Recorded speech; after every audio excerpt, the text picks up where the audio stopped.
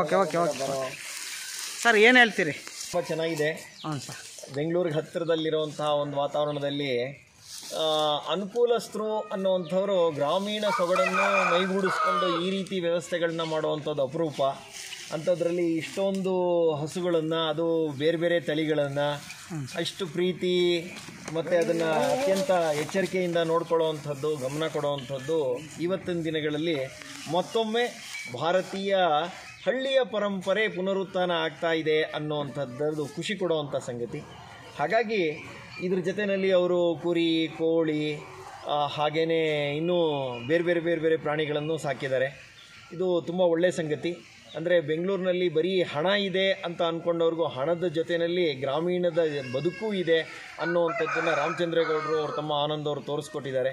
ಅಂದರೆ ಈ ರೀತಿದು ಒಂದು ಸತ್ಸಂಪ್ರದಾಯ ಎಲ್ಲ ಕಡೆನೂ ಬೆಳೀಲಿ, ಇವರು ಒಂದು ರೀತಿ ಮಾದರಿ ಆಗಲಿ, ಹಣವಂತರು ಈ ಥರದ್ದು ಒಂದು ರೀತಿಯ ಗ್ರಾಮೀಣ ಸೊಗಡನ್ನು ಒಳಗೊಂಡಿರುವಂಥ ಮನೆಯನ್ನು ಕಟ್ಕೊಂಡು ಜೀವನ ಮಾಡ್ಬೋದು ಅನ್ನೋವಂಥದ್ದಕ್ಕೆ ಇವರು ಉದಾಹರಣೆ ಆಗಲಿ.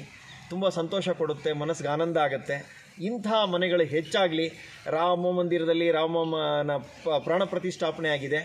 ಎಲ್ಲ ಕಡೆಯೂ ಕೂಡ ಗೋವಿಗೂ ಕೂಡ ಬೆಲೆ ಬರ್ತಾ ಇದೆ. ಇಂಥ ಸಂದರ್ಭದಲ್ಲಿ ನಮ್ಮ ಪ್ರತಿಯೊಂದು ಮನೆಯೂ ಕೂಡ ಗೋವಿಗೂ ಗೌರವ ಕೊಡ್ತಾ, ರಾಮನನ್ನೂ ಪ್ರತಿಷ್ಠಾಪನೆ ಮಾಡ್ತಾ, ಗ್ರಾಮವು ರಾಮರಾಜ್ಯ ಆಗಲಿ ಎನ್ನುವಂತಹ ಆಶಯದೆಡೆಗೆ ಸಾಗ್ತಾ ಇರುವಂಥದ್ದು ನನಗೆ ತುಂಬ ಸಂತೋಷ ಕೊಟ್ಟಿದೆ.